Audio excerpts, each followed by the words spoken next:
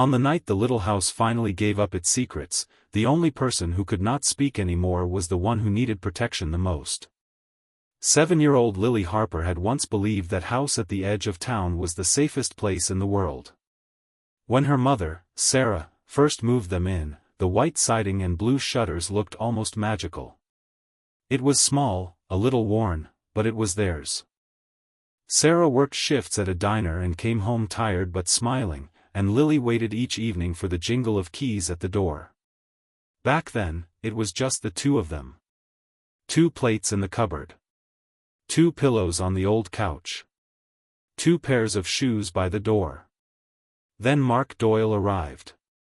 He came with a duffel bag slung over his shoulder and confidence that filled the doorway. He joked with Sarah, charmed her with promises of help and stability. He said he'd take care of the bills, repair the broken steps on the porch, and give Lily the kind of life she deserved. At first, it seemed like a good change. Mark cooked big breakfasts on Sundays, filling the house with the smell of frying eggs and too dark toast. He brought home a worn-out bike for Lily and helped her ride in the cracked driveway, cheering every time she stayed upright for more than a few seconds. Sarah laughed more, leaning on the doorframe with a mug in her hand, watching them. But the good days didn't last. Soon, the little cracks started to show. Mark's temper surfaced over small things: a missing lighter, a phone call he didn't like, a bill that came earlier than expected. His voice rose quickly. The arguments with Sarah came in hot flashes, burning through the house and leaving silence behind. The real turning point came when Mark said his cousin needed a place to stay. Jason Doyle had just been released from prison. He arrived with a cardboard box, a paper bag from a halfway house, and a tired, edgy look in his eyes. Mark called it a fresh start and insisted they were doing the right thing.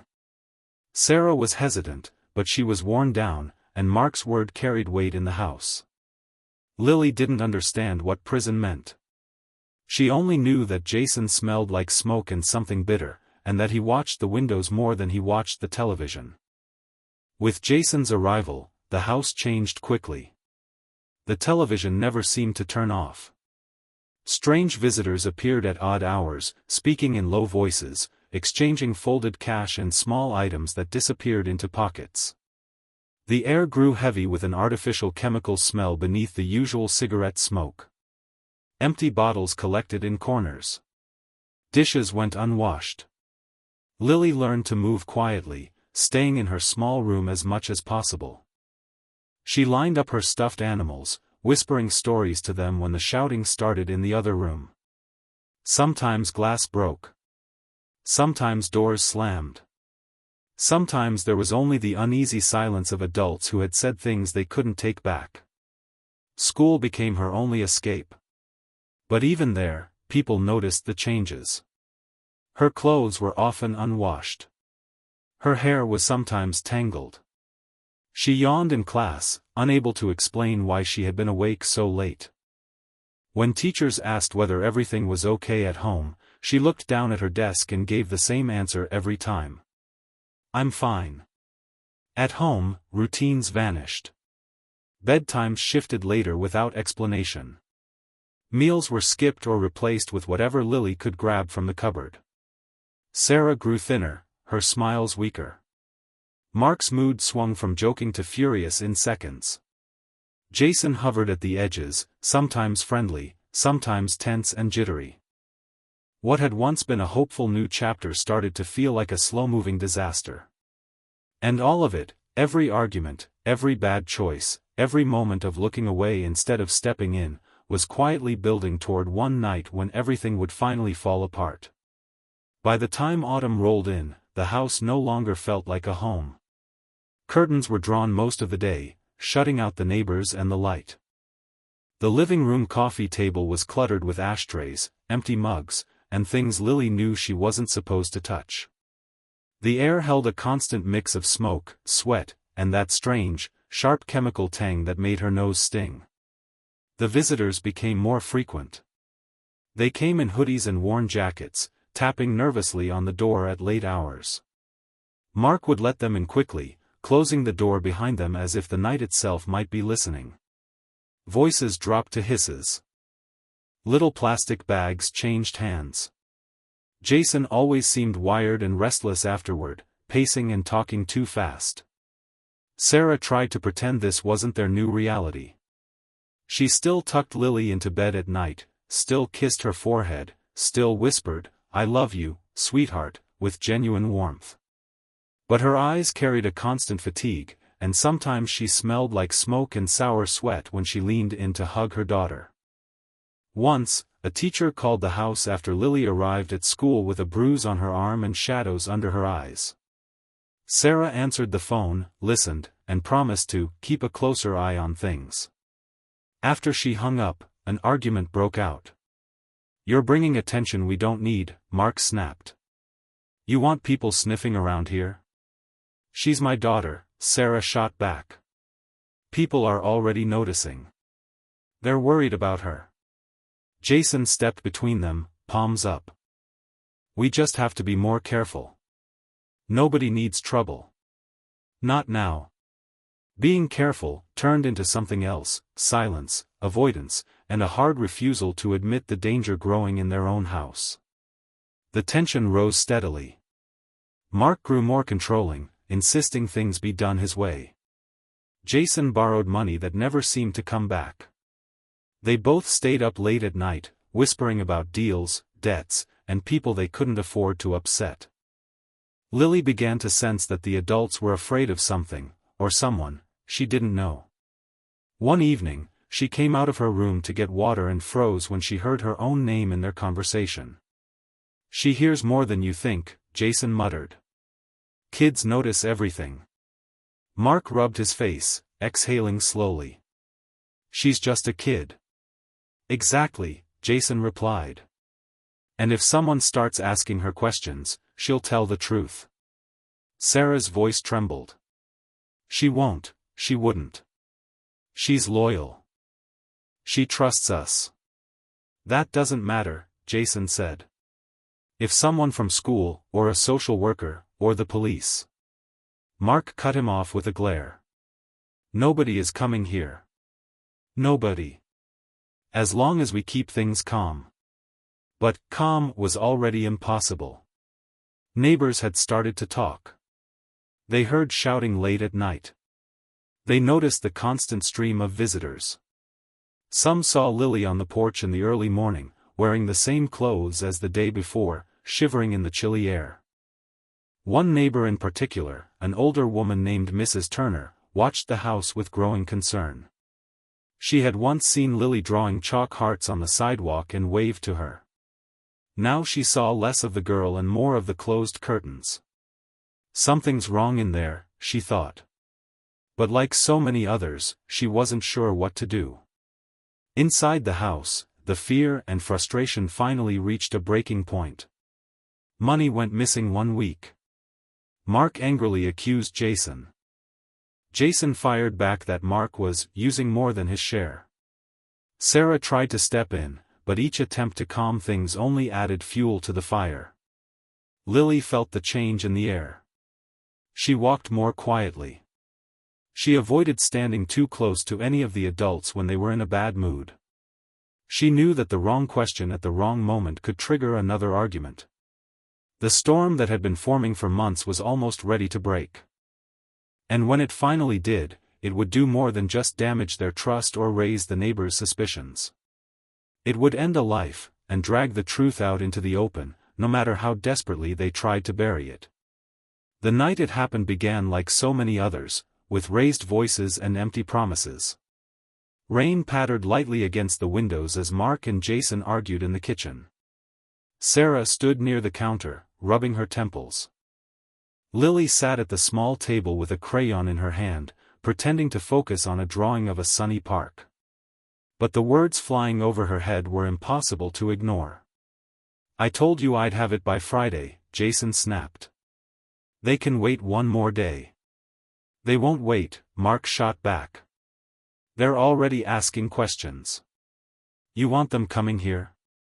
To this house?" Sarah stepped in. "Please. Don't talk about this in front of her." Mark slammed his hand on the table, making Lily's crayon jump. Then get her out of here. Lily flinched but kept her head down. Sarah placed a gentle hand on her shoulder. Sweetheart, go to your room, okay? I'll be there in a minute. Lily hesitated, eyes flicking between the three adults.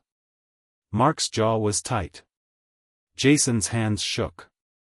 Sarah looked scared, really scared. Mom, are we in trouble? Lily whispered. Sarah forced a smile that didn't quite hold. No, honey. Everything's fine. Just go lie down, all right? Lily obeyed, padding down the hallway to her small room. She shut the door halfway, but not all the way. She lay on the bed, clutching her stuffed bear, listening. The argument grew louder. You brought this here, Jason's voice raged. You made this place a target. You're the one who couldn't stay clean, Mark fired back. You're the reason we're stuck in this mess. Sarah's voice trembled between them. Stop it. Both of you. We're scaring her. Then came the sound of something shattering, glass breaking against tile. Lily sat up, heart pounding. Don't you walk away from me. Mark shouted. A chair scraped. Feet thudded. Sarah cried out for them to stop. Lily slipped off the bed and crept into the hallway, drawn by a mixture of fear and curiosity. The light from the kitchen spilled across the carpet, cutting a bright line through the dark. She rounded the corner just as Mark lunged forward. Mark, stop! Sarah screamed. It happened fast. Too fast for anyone to take it back. Mark turned, furious, and didn't see Lily in time. His arm swung out, still charged with the force of the argument. There was a sickening thud as his hand connected with something smaller, softer. Lily's world tilted. She stumbled backward, hit the edge of the table, then the floor. The room blurred. A loud buzzing filled her ears. Sarah screamed her name. Lily. The adults rushed toward her. Sarah dropped to her knees, hands shaking as she tried to rouse her daughter. Lily, honey, look at me. Please look at me. But Lily's eyes had gone distant, half open but unfocused. Her chest didn't rise.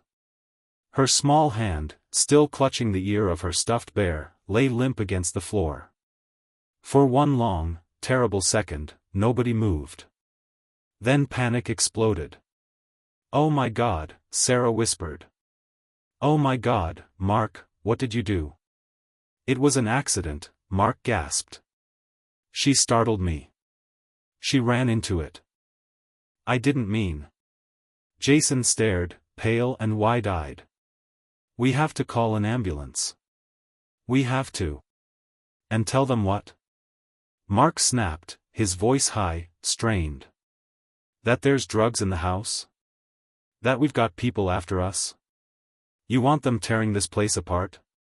Sarah looked from Mark to Jason, then back at Lily. She pressed trembling fingers against her daughter's neck, searching desperately for something that wasn't there.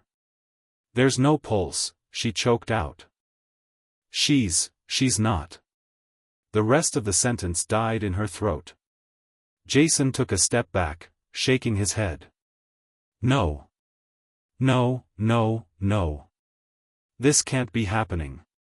We can fix this, Mark said suddenly, the words spilling out too fast.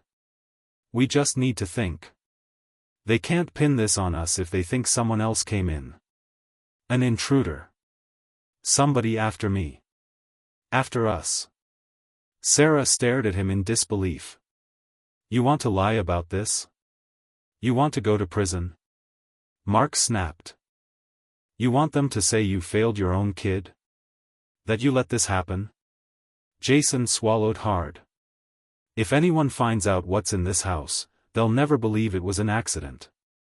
Sarah looked down at Lily, at the little girl who had trusted them completely. Tears streamed down her face as she whispered, I already failed her. But fear was louder than guilt in that moment. And fear, more than anything else, decided what they would do next. The plan formed in fragments, driven by panic instead of reason. "We'll say someone broke in," Mark insisted, pacing the kitchen. "We heard a noise, there was a struggle, and when it was over, she was gone. We panicked. That's all." "They'll never believe that," Jason muttered, rubbing his hands over his face. "There's no broken window. No damaged lock. Nothing." "Then we make it look real," Mark said. "We clean what we can. We move her. We get rid of anything that can be traced." Sarah sat on the floor beside Lily, numb. The girl's small body seemed impossibly still in a house that had never been quiet. It took all of Sarah's strength just to stand. "This is wrong," she whispered. "She's my daughter." "Exactly," Mark said sharply. "And if we don't do this, they'll say you let it happen. They'll say you chose us over her. Is that what you want?" Sarah flinched at his words. Jason moved mechanically, as if some switch had flipped inside him. He fetched towels, cleaning supplies, trash bags. Mark barked instructions. Sarah followed, stumbling through the tasks as if sleepwalking. They wiped the floor. They scrubbed the spots where Lily had fallen. They gathered anything that could hint at how chaotic the house had become: bottles, packets, and other things that should never have been near a child. At some point, Mark picked up Lily's small body. "Don't," Sarah whispered. "Please, be careful." He carried her through the back door, out into the cold night air. The backyard was enclosed by a leaning fence, littered with old tools and broken furniture. The sky above was heavy with clouds, blocking the stars. Jason followed, carrying matches and a container of fuel they kept in the shed. Sarah watched from the doorway, shaking so violently she had to hold on to the frame. "This isn't her," Mark muttered, as if trying to convince himself. "She's gone. This is just what's left." But even he couldn't fully believe it. They placed her near a pile of old wood and debris. Jason's hands moved quickly, too quickly, as if speed alone could erase what they were doing. He doused the pile, his jaw clenched, avoiding looking directly at the child at the center of their terrible act. Sarah covered her mouth, unable to breathe. "Please," she whispered. "Please don't do this. You want them finding her in the kitchen?" Mark shouted softly. "You want them seeing every mistake we made? Every bad choice? This is the only way they might think it wasn't us." His logic was twisted by fear, but it was the only plan he had. Jason struck a match. For a second, it burned small and almost harmless between his fingers. Then he dropped it onto the soaked wood. Flames leaped up instantly, too bright, too hot, casting wild shadows across the yard. Sarah sobbed, turning away. The smell hit them next, harsh, acrid, unnatural. Smoke curled into the night sky, rising above the fence line, drifting toward neighboring yards. The fire crackled, consuming everything too fast and not fast enough. "Too much," Jason coughed, waving smoke from his face. "We used too much." "Put it out," Sarah cried. "Please, put it out." Mark grabbed a hose and turned it on, spraying the flames until they shrank, hissed, and finally died down. What remained was a smoldering, charred mess at the center of the yard. They had not erased what happened. They had only added another layer of horror to it. Inside, the house still smelled of bleach and chemicals. They opened windows, trying to air it out, but the night breeze carried the smoke back in. Their clothes were stained. Their hands shook. Their faces were marked with ash and tears. They barely noticed the older woman across the street, Mrs. Turner, standing at her window, frowning as she watched odd flickers of light in their backyard. She saw smoke rising where there shouldn't be any. She heard muffled shouting carried by the wind. Her concern, long ignored, hardened into alarm. She picked up her phone. Within minutes, a call went out, a report of shouting, smoke, and possible danger at the small white house at the edge of town. Inside that house, 3 adults stared at each other, breathing hard, knowing they had crossed a line they could never uncross. And outside, without their knowledge, help, and truth, was already on its way. The first thing the police noticed was the smell. When Officer Reynolds and Officer Clark stepped onto the front porch, the air carried a heavy mix of smoke, chemicals, and something they couldn't immediately name. The curtains were drawn tight. The porch light flickered. Reynolds knocked firmly. "Police. Open up." Inside, Mark jolted upright. Jason froze. Sarah's legs nearly gave out. "Don't answer," Jason hissed. "We're not ready." "We don't have a choice," Sarah whispered, her voice breaking. "If we don't open, they'll just come in anyway." The knocking grew louder. "Police." Mark forced himself forward, wiped his hands on his shirt, and opened the door halfway. His eyes were too wide. His smile too tight. "Evening, officers. Everything okay?" Reynolds glanced past him into the dim interior. "We got a call from a neighbor. Reports of shouting, possible danger, and smoke. Mind if we come in and take a look?" "We had a small fire out back," Mark said quickly. "Trash burned wrong. It's out now." Clark's gaze dropped to the ash on Mark's sleeves. "We'll need to check on that. And on everyone in the house. Is anyone hurt?" Mark hesitated, and that hesitation told them more than any words could. "Step aside, sir," Reynolds said, firm and calm. They entered the house. The living room was cluttered, the air stale and smoky. A bottle rolled underfoot when Clark moved. The faint scent of cleaning products mingled with the smoke, suggesting a rushed attempt to hide something. "Who else is here?" Reynolds asked. Sarah emerged from the hallway, pale and shaking. Jason hovered near the kitchen, eyes darting toward the back door. Reynolds studied their faces. "We were told there's a child living here." Jason spoke too quickly. "She's not here." Sarah closed her eyes, tears spilling over. She's not inside." Clark frowned. "Where is she, then?" Mark's voice cracked. Someone came here. We were attacked. They took her. We tried to stop it." "Attacked by who?" Clark demanded. "We see no sign of forced entry. No broken locks. No damage." Reynolds' attention shifted toward the faint light coming from the backyard and the thin trail of smoke still curling past the curtains. "I'm going to check out back," he said. He walked through the kitchen, pushed open the back door, and stepped into the cool night air. The yard was silent. The fire was mostly out, reduced to a smoldering heap near the fence. The ground was wet from the hose. But as Reynolds approached, the shape at the center of the burned debris made his stomach knot. He called out, voice sharp and urgent. "Clark! Get out here! Now!" Clark rushed outside, followed reluctantly by Jason and Mark, though an officer gestured for them to keep their distance. Sarah sank to the floor just inside the doorway, unable to move. Reynolds' voice dropped but remained steady. "We need backup, now. Possible child remains at the scene. Secure the perimeter."